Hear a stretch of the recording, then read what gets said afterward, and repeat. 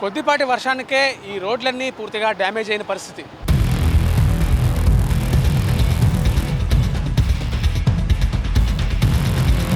సుమారు 3 అంగుళాల లోతు వరకు కూడా ఇక్కడ డ్యామేజ్ అయిన పరిస్థితి అయితే ఉంది.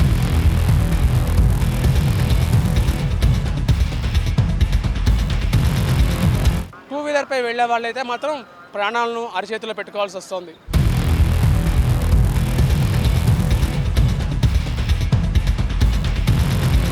రోడ్లు ఏం బాగాలే, మొత్తం అన్ని గతుకుల రోడ్డే మొత్తం అంతా. మొన్న అలాగే బండి యాక్సిడెంట్ అయిపోతుంది మాది.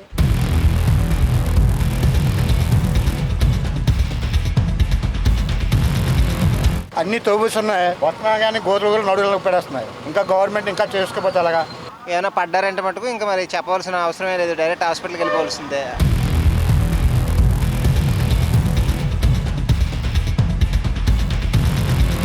స్మార్ట్ సిటీ అంటారు, అన్నీ ఉంటారు.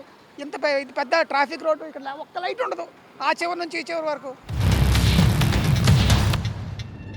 విశాఖ మహానగరంలో మనకి స్పీడ్ బ్రేకర్లు అనేక చోట్ల కనిపిస్తాయి, కానీ మనకు ఇప్పుడు కనిపిస్తోంది రోడ్ బ్రేకర్స్. ఈ రోడ్ బ్రేకర్స్ ఏంటా అనుకుంటున్నారా? కొద్దిపాటి వర్షానికే ఈ రోడ్లన్నీ పూర్తిగా డ్యామేజ్ అయిన పరిస్థితి. ఇప్పుడు మనం చూడొచ్చు, తాడిచెట్లపాలెం జంక్షన్ నుంచి కంచరపాలెం వెళ్ళే మార్గంలో రోడ్లు ఏ విధంగా దెబ్బతిన్నాయో.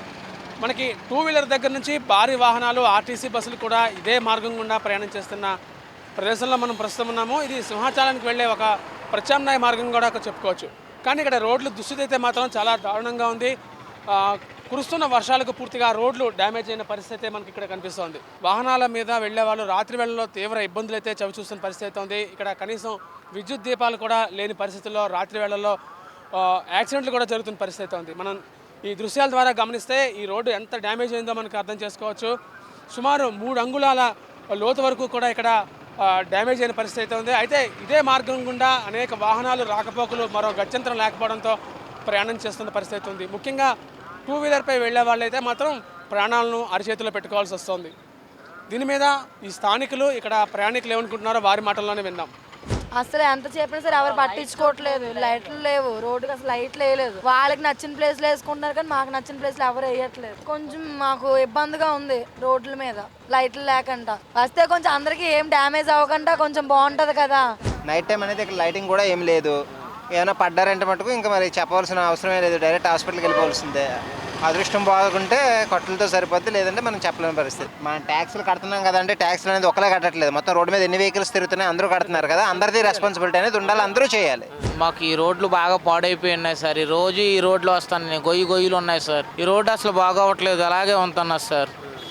మరి అది కస్టమర్లు కూడా ఎక్కేవాళ్ళు కూడా, బాబు ఈ ఆటో కుదుపులేటే బాబు ఇలాగ ఉన్నాయి అంత. ఆటో బాగున్నా ఈ రోడ్ల వల్ల ఎంత మెల్లికి వెళ్ళా సరే అలా చెప్తున్నారు సార్. కొద్ది రోడ్లు వేయించండి సార్ దయచేసి. I think past 2-3 months road ఇలాగే ఉందండి. అంతకుముందు అయితే నాకు వర్షాకాలం కదా, మరింత డ్యామేజ్ అయ్యే అవకాశం ఉంది. మీకు ఏమనిపిస్తుంది? వర్షాకాలం రోడ్లు ఎక్కువ. బట్ అఫ్ కోర్స్ ఇప్పుడు కానీ వెంటనే చేయకపోతే అట్లీస్ట్ ప్యాచ్ వర్క్ చేసినా సరే బాగుంటుంది, లేదంటే ఇంకా ఇబ్బంది పడతారు జనాలు.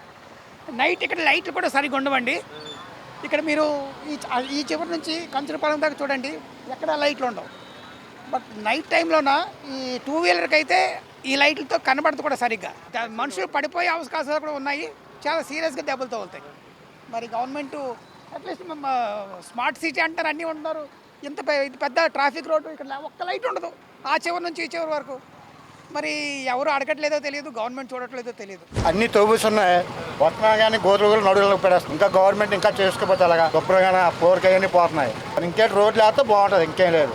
ఈ రూటే వేయాలా, ఈ రూటే బాగోలేదు. రోడ్లు బాగోలేదు అసలు. నేను దగ్గర ఈ 1 year నుంచి చూస్తాను, అప్పటి నుంచి ఇలాగే ఉన్నాయి. చాలా మంది ఇబ్బంది పడుతున్నారు, కానీ ఎవరో పట్టించుకోవట్లేదు. ఇప్పుడు మరి ప్రభుత్వం మరి పట్టించుకోవాలని, మరి అలా ఆదుకోవాలని మేము కోరుకుంటున్నాం. మరి ఎలాగైనా సరే మన పవన్ కళ్యాణ్ గారు ఎలాగైనా వేస్తారో మనకు నమ్మకం ఇచ్చారు. ఆయన వల్ల మేము ఎప్పుడు ఇబ్బంది పడకూడదని మేము కోరుకుంటున్నాం.